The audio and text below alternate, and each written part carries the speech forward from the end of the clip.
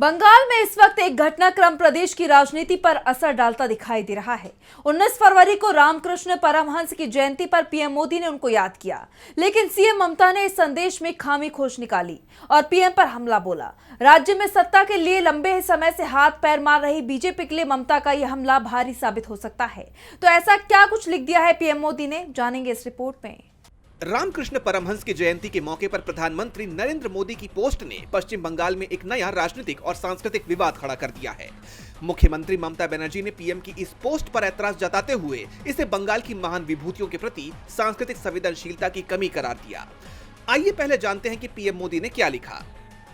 स्वामी रामकृष्ण परमहंस जी को उनकी जन्म जयंती पर आदरपूर्ण श्रद्धांजलि। उन्होंने अध्यात्म और साधना को जिस प्रकार जीवन शक्ति के रूप में स्थापित किया, वो हर युग में मानवता का कल्याण करता रहेगा। उनके सुविचार और संदेश सदैव प्रेरणापुंज बने रहेंगे। इस पर प्रतिक्रिया देते हुए ममता बनर्जी ने कहा कि वो पीएम के संबोधन से स्तब्ध हैं। उन्होंने साफ किया कि रामकृष्ण मिशन की परंपरा और बंगाली संस्कृति में रामकृष्ण को ठाकुर यानी ईश्वर का अवतार माना जाता है, न कि स्वामी। उन्होंने लिखा, फिर से स्तब्ध हूँ। एक बार फिर हमारे प्रधानमंत्री ने बंगाल की महान विभूतियों के प्रति अपनी सांस्कृतिक संवेदनशीलता की कमी को आक्रामक रूप से दर्शाया है। आज युग अवतार श्री श्री रामकृष्ण परमहंस देव की जन्मतिथि है। इस अवसर पर महान संत का अभिवादन करते हुए प्रधानमंत्री ने उनके नाम के आगे स्वामी शब्द जोड़ दिया, जो अभूतपूर्व और अनुचित है।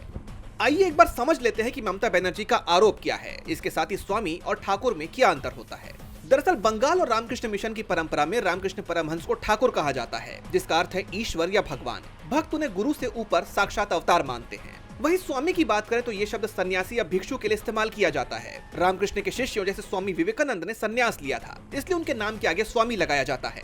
रामकृष्ण खुद इन सभी स्वामियों के गुरु और आराध्य थे। रामकृष्ण आदेश यानी रामकृष्ण ऑर्डर में एक स्पष्ट पहचान स्थापित है।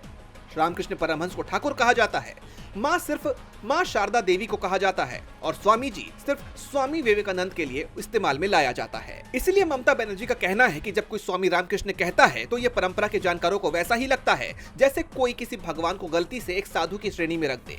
जैसा आप जानते हैं कि ये कोई पहली बार नहीं है जब बंगाल की सांस्कृतिक विरासत को लेकर बीजेपी और टीएमसी आमने सामने आ गए हों। अब क्या ये ऐतराज सामने आने के बाद पीएमओ की सोशल मीडिया टीम की तरफ से इस गलती को सुधारा जाएगा? साथ ही सवाल ये भी है कि क्या ये गलती बीजेपी के लिए बंगाल चुनावों में भारी साबित होगी? ये तो आने वाले दिनों में ही पता चल पाएगा। डीबी लाइव की रिपोर्ट।